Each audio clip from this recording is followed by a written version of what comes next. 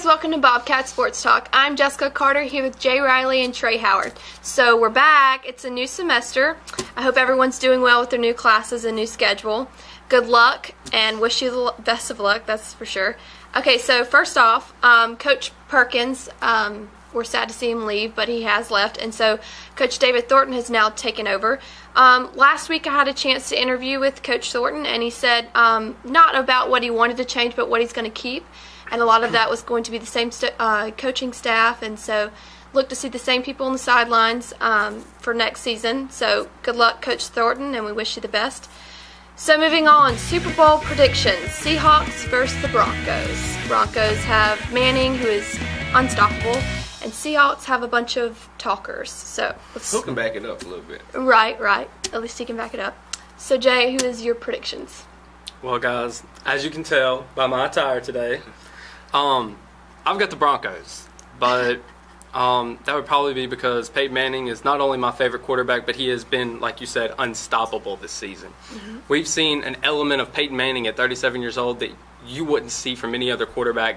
I really honestly, to be completely upfront, thought that Tom Brady would be the one that would have a season like this. But then Peyton Manning comes out there after 4 neck surgeries and, 1 year of preparation with this team and blows us all away and gives up a historical season. Obviously the MVP, no question.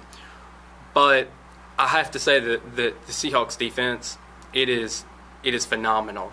Earl Thomas is the true MVP of that team. He is one of the best defensive backs I've ever seen.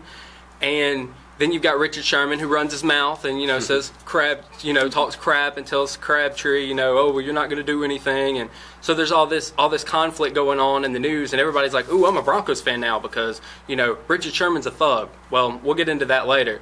But I honestly have the Broncos winning this 34-28. And I don't think it's going to be a large spread, but I feel like the Broncos, once they hit that 30-point margin, they're going to win this game, but they're not going to win it by much. Okay, I'll give you that. That's fair. And first of all, that hat is just so bright, and it's just out there. It's like a sun. Anyway, but you're right. Coming into the postseason, everybody wants to say, Peyton Manning was 9-11 coming in. How does he do in the cold?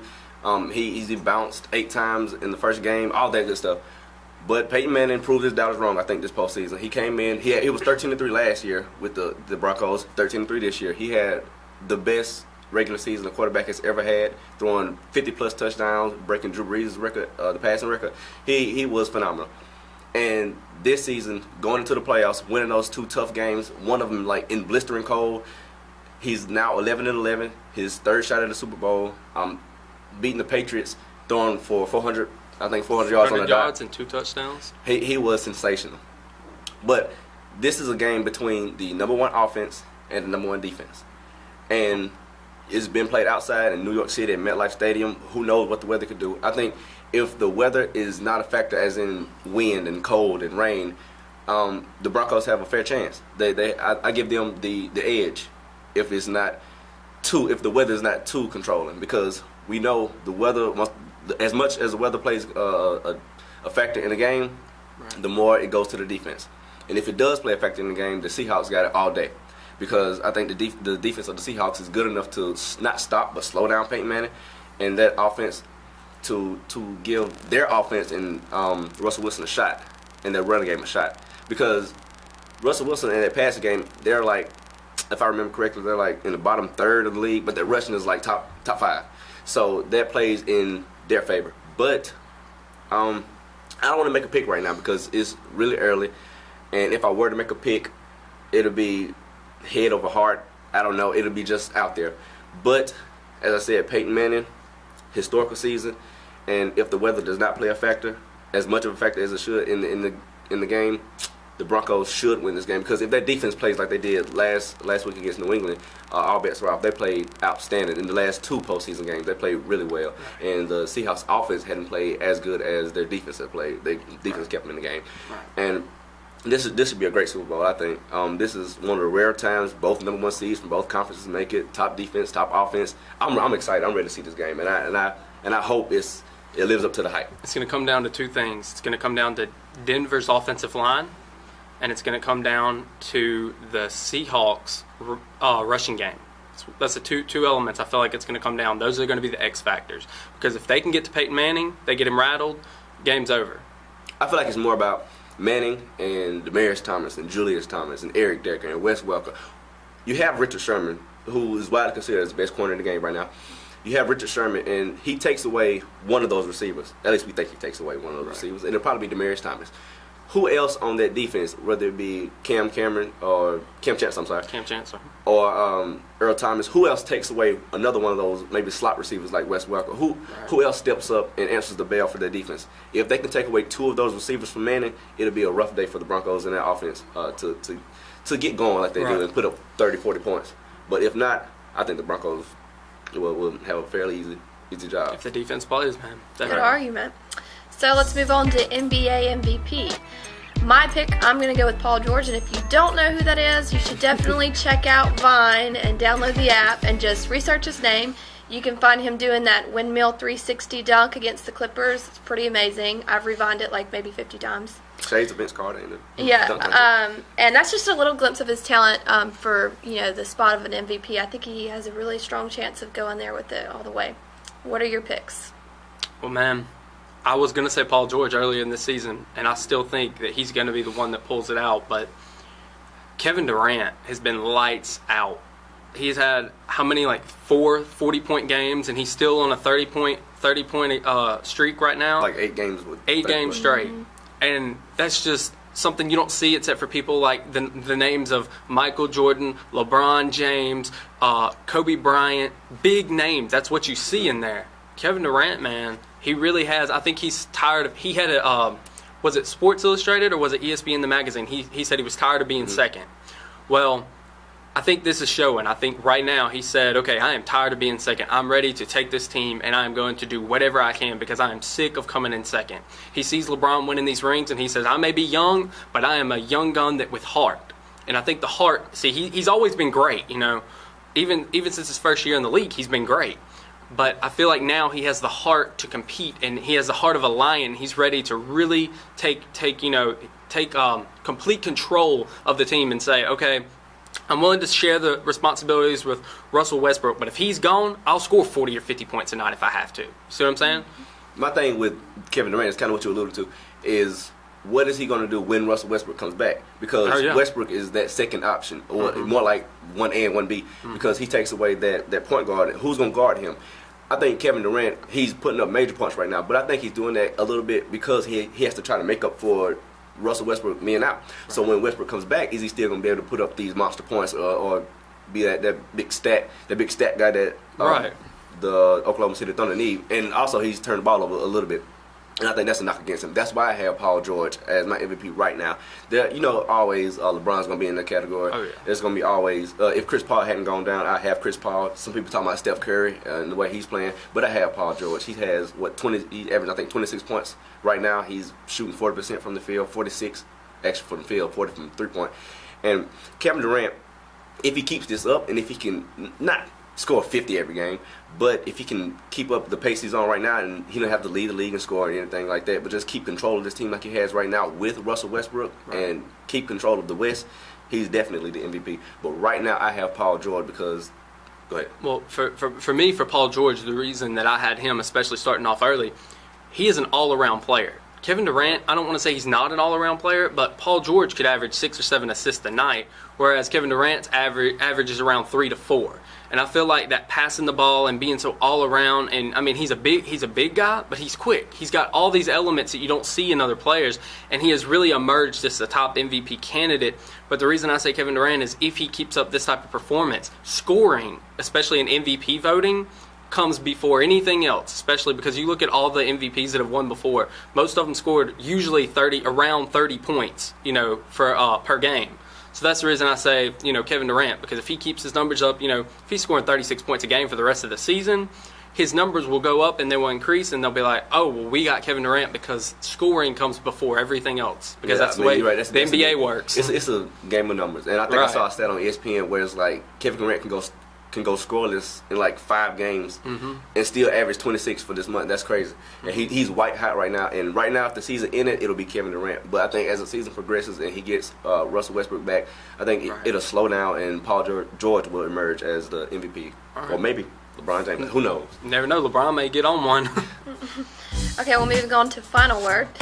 My final word is going to be poor Erin Andrews as she dealt with Sherman on the field. I feel so bad for you, but you did a great job.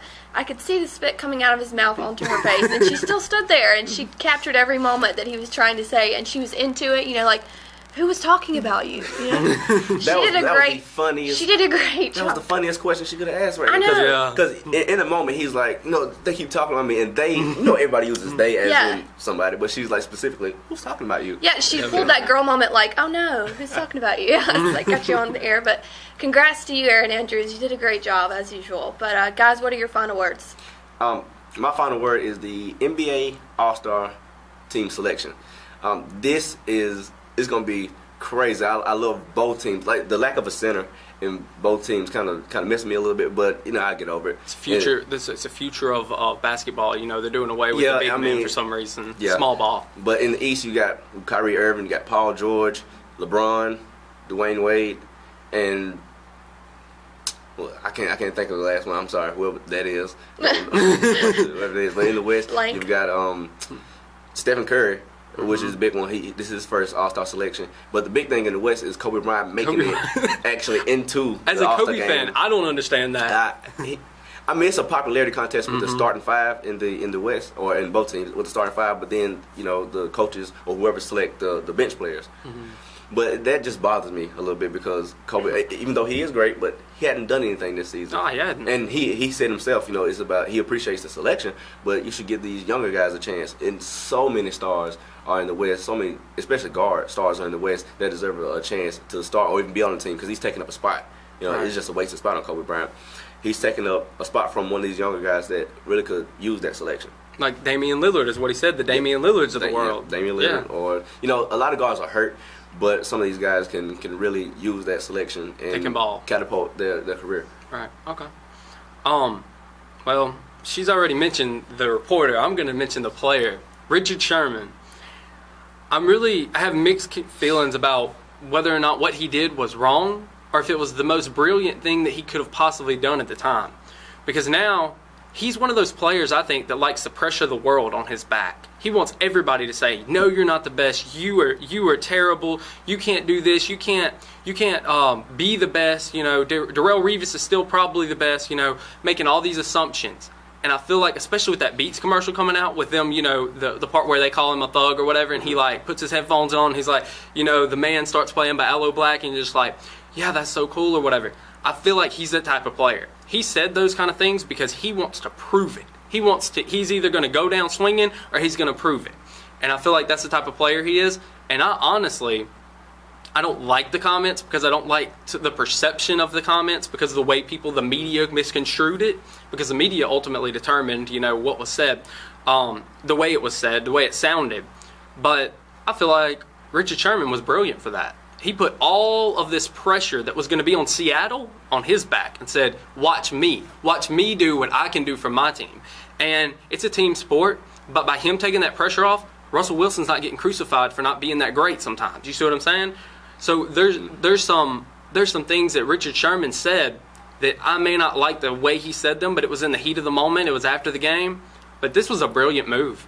I have no problems with anything Richard Sherman did or anything Crabtree did because if you watch it, like the moment after that happened, you're on 2 different levels. Yeah. Richard Sherman on one hand just realized he made the biggest play of the game for his team right there. They have a chance to go to the Super Bowl and play for the championship, the NFL championship. And he's riding high. On the other hand, you have Michael Crabtree, who just realized they lost the chance to go to the Super Bowl. He's down right now. And in the heat of the moment, I think Richard Sherman, you saw, he gave him a pat on the rear and it was like, I guess he was saying... He said good game. Like, they have the footage that said he showed it. Yeah. I guess he said good game. And Michael Crabtree, I have no problem with him pushing him out of his face because he don't want to hear that right now. He's down. He don't want to deal with the guy who just made the play on him. Right. And I think they kind of got to Richard Sherman a little bit because I think he was being sincere in trying to shake his hand and tell him, no, good game or whatever. But I think that push got Richard Sherman a little more steamy, so he was just looking for a camera, looking for something to say. He wanted to explode. He had it all stored up. He got on camera, and I thought it was hilarious, by the way. And he was like, "Don't ever try to go to the sorry receiver like grabbed you. That's what happens."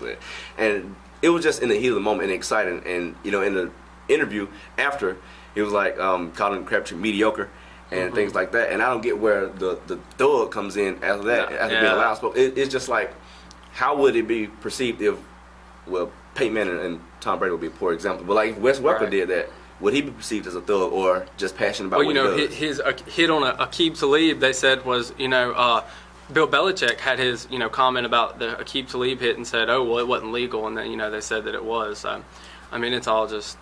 But Richard Sherman, keep doing your thing. I enjoy it. It's entertainment. I love you. You need good guys in the back, as I think. So somebody root for and somebody root against. It's what keeps the adrenaline going. Yeah, it's a part of sports. Yeah. Well, those are good final words, and that wraps up all of our topics for this week's segment. Thank you again for joining us and watching. Please stay tuned for the rest of the semester as we come up with so many more new things that we're going to talk about. Again, I'm Jessica Carter. This is Jay Riley and Trey Howard, and thank you for joining us today on Bobcat Sports Talk.